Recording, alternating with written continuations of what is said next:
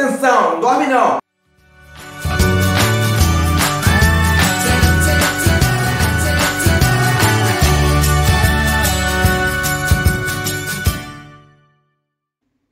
Esse videozinho que eu passei, também estou passando agora, é para você observar a fluidez, né, da bicamada de fosfolipídio e as proteínas integrais.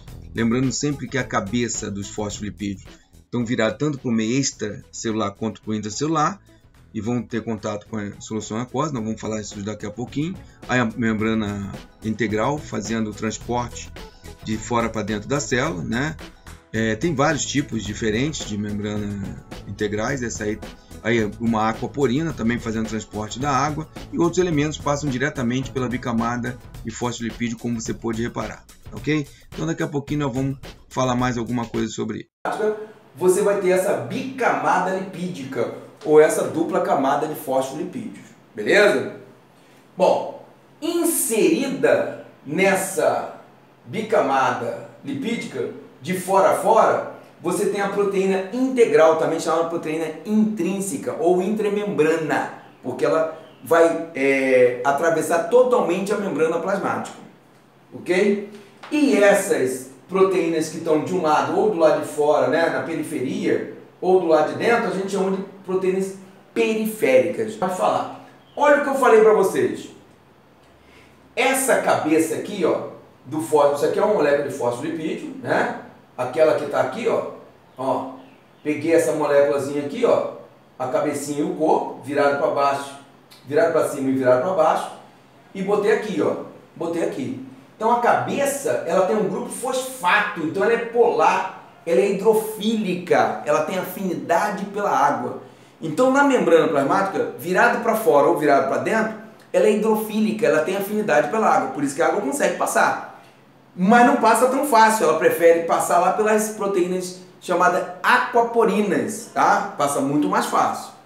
Bom, o corpo aqui, ó, o corpo desse fosfolipídio são os ácidos graxos, né? E aí vai ser apolar. Então aqui nesse caso, por isso que a água não passa com tanta facilidade, o corpo ele vai ser hidrofóbico, ou seja, não gosta da água, não tem afinidade pela água.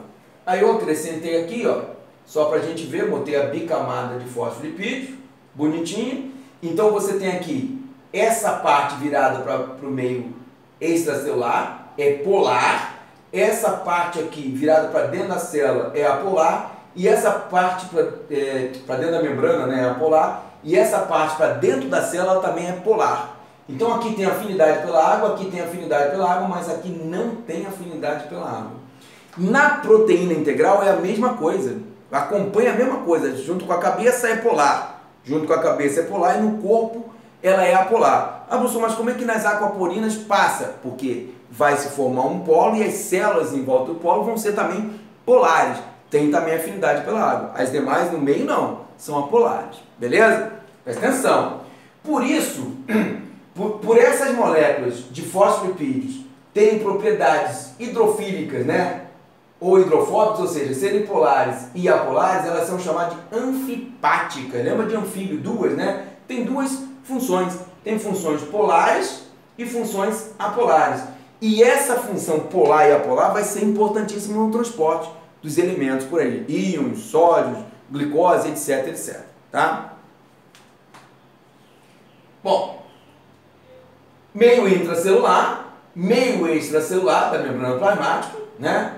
Aí eu botei aqui para você, só para você recordar, a cabeça do fosfolipídio, da bicamada de lipídio, ela é hidrofílica, tanto virada para o meio exterior, quanto para o meio intracelular, meio interno da célula, e tem afinidade pela água. E já o corpo aqui, ó, o corpo aqui, que é virado para dentro da membrana plasmática, ele é hidrofóbico, ele é apolar. Essa parte não tem afinidade pela água. Beleza?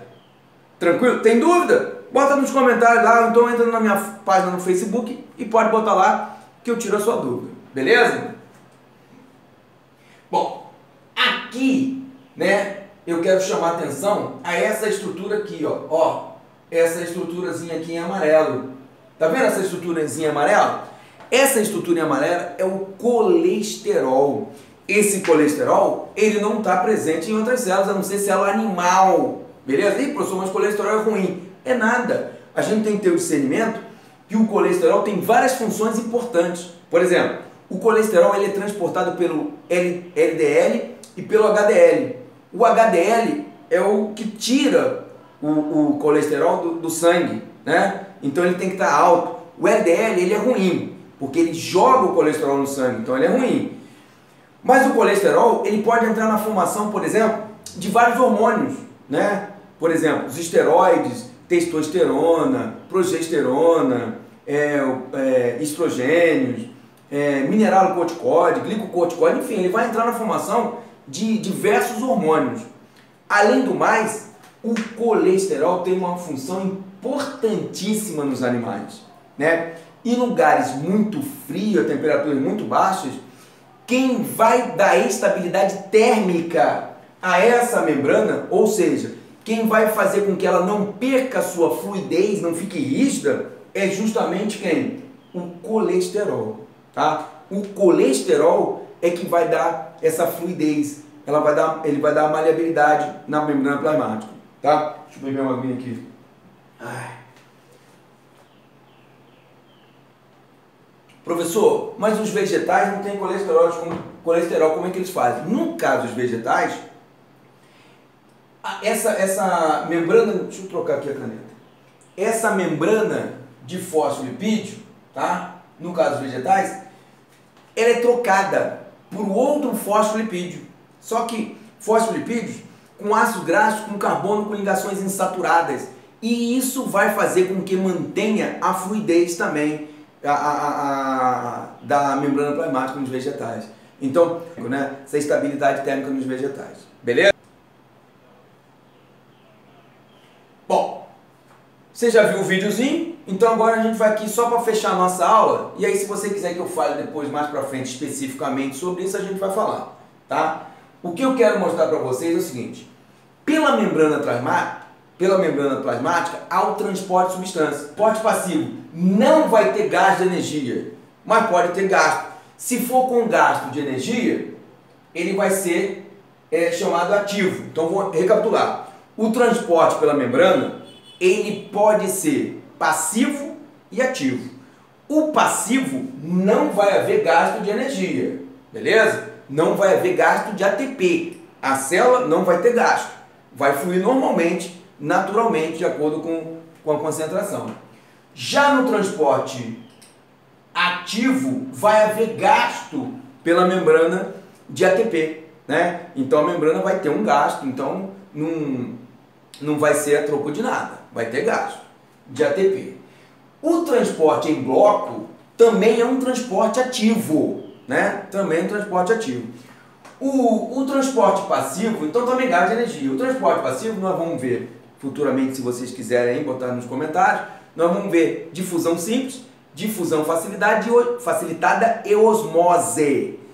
O transporte ativo, no ensino médio, mais falado, sem dúvida, é a bomba de sódio e potássio. Mas tem outras bombas, bomba de iodo, bomba de cálcio, mas o mais falado, sem dúvida, é a bomba de sódio e potássio, que tem uma importância fundamental, tá?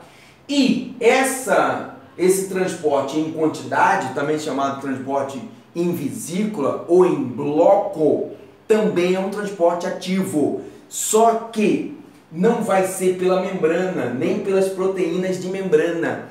A membrana plasmática vai ter que ter algum mecanismo de englobar essa partícula, porque ela é uma partícula muito grande, ela não vai passar pela bicamada nem pelas proteínas integrais.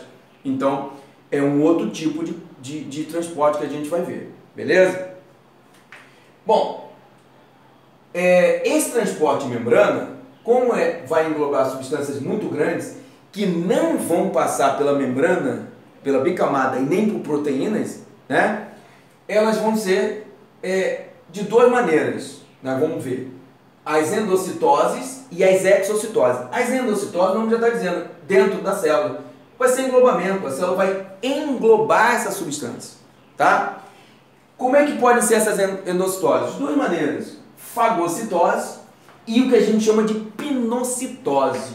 Fagocitar é comer substâncias grandes, sólidas, né? Por exemplo, os protozoários englobam bactérias, né? As nossas células de defesa englobam algumas substâncias, englobam bactérias. Então isso tudo é fagocitação, tá? É fagocitose. Já a pneucitose seria bebê. Bebê, no sentido, entre aspas, né? Seriam partículas muito pequenas, que não são tão grandes quanto essa, mas também não são tão pequenas quanto aquelas que conseguem passar na dupla camada lipídica, tá? Então elas normalmente estão o quê? Dissolvidas em algum solvente, em água, né? Ou em gotículas de gordura. Então precisa de uma coisa a mais para passar. No caso aí vai formar invaginações na membrana, vesículas e etc. Tá? Mas isso é um papo para depois. E as exocitose. Se a endocitose é botar para dentro, a exocitose é botar para fora. O que a célula pode botar para fora? Ela pode eliminar substâncias que ela não queira, né? Que a gente chama de resíduos, e tem um nome especial de plasmocitose, ou ela pode botar para fora substâncias que ela possa utilizar futuramente, como por exemplo hormônios, tá? Então na exocitose, que é a eliminação de substâncias, se for residual, a gente vai chamar de plasmocitose. Se for, seria excreção celular, seria defecação celular. Se for alguma substância que vai ser aproveitada pela célula futuramente ou brevemente, né, a gente vai chamar de secreção, né, e não de plasmocitose. Por exemplo, um hormônio pode ser secretado e pode ser utilizado futuramente. Beleza? Prestou atenção? Se tu quiseres que eu fale com mais especificidade sobre esse assunto de transporte, bota nos comentários aí que eu vou passar para vocês. Se tiver alguma dúvida da aula, pode botar lá no meu Instagram, Rodovan Souto, ou então na minha página no Facebook, eu tenho 2 Facebook lá, você pode botar lá, assistir sua aula, tem dúvida nisso, aí você bota alguma comunicação que eu passo para vocês. Beleza? Abração! Vai acabar essa pandemia, hein? Vamos torcer, vamos continuar estudando aí. Valeu, abraço!